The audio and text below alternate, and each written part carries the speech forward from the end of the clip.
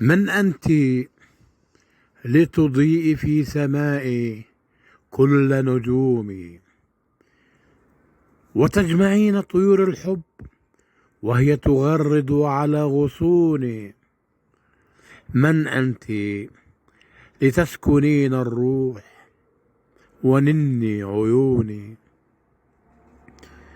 وتزرعين في معصمي القيود.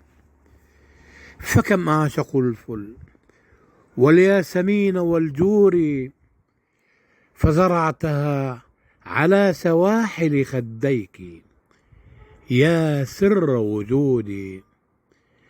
من أنت لتجعلين مني شاعرا، فأيقظت أحاسيسا كانت مكبوتة في سجوني، فبت أنشدها بكل أحاسيسي وجوانحي بشجوني. فدعيني أدخل محرابك